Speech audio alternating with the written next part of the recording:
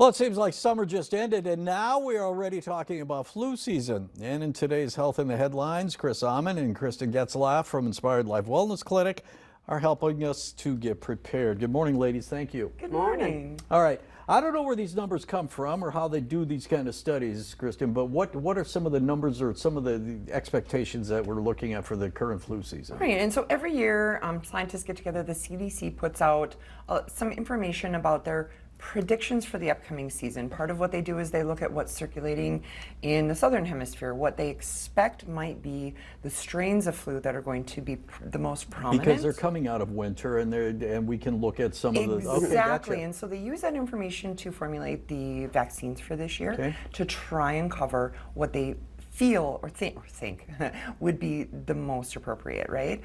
They also look at trends to see, is it going to be a moderate year? Is it going to be more severe? They're saying that this could just be a moderate year, but always to be on the lookout. They said that last year too, and it was more that like high kind of stuff. And so it happens. The predictions aren't perfect. Right, and I think you brought that up in your response here, because sometimes you'll hear, well, that strain of flu isn't something that Yes. this vaccination is, and that's because it's basically an educated guess, but Right, still yes. it's a guess, right? Right. Yes, it is. Right. Yep. Okay, symptoms-wise, I think sometimes people will say, I woke up with a stomach ache, I've got the flu. Well, that could be just a stomach ache. What are some of the symptoms of Yeah, really that's- getting the flu? Real flu is a respiratory virus. Okay. And so when we talk about real flu, we're talking about fever, chills, cough, extreme body aches, like you were hit by a bus and you don't want to move.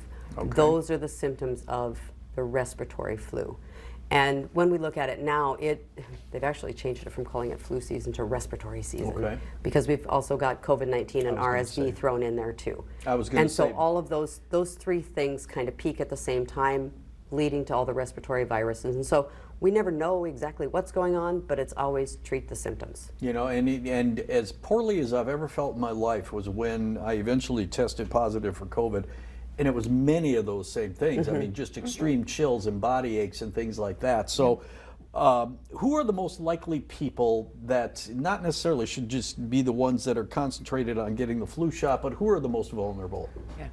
And there are those recommendations. So young children, people over the age of 65, pregnant women, very important, and especially a pregnant woman, and of course talk to your provider, but we see the most benefit if they can get that in the vaccine in the third trimester, because then the antibodies can pass on to the baby and they have Okay. some protection once they're born, because Sure. they can't get vaccinated Until 6 months. Right, and then and also people with chronic illnesses, people with, Sure. you know, and again, if you're dealing with a chronic illness, you'll have a provider who can direct and, you know, recommend what's best. But those are generally who we absolutely recommend. Okay, you mentioned the provider. At what point do we say, you know what, I'm not getting over this, or should we go see a professional? At what point do we say, you know what, I got to go to the doctor? You get a fever that spikes really high, you need to go in. If it's just not letting up, if Yeah. it's lasting for a long period of time. What's a long period of time, Chris? Well, we have to remember that when it first starts, symptoms develop a few days after exposure generally.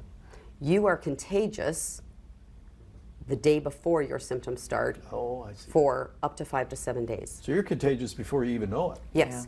And so because it's a virus, a viral illness, if you are sicker more than a week or 10 days, or it continues to get worse and not better, you probably should go see your provider. Okay. We're down to a minute left, under a minute. Is the vaccination available already, or is that still something that we're waiting Yes. for? Yep. Vaccinations are available. Again, you can go to your provider. Not most, but pharmacies will have Okay. flu clinics. You'll see that advertised here coming in October.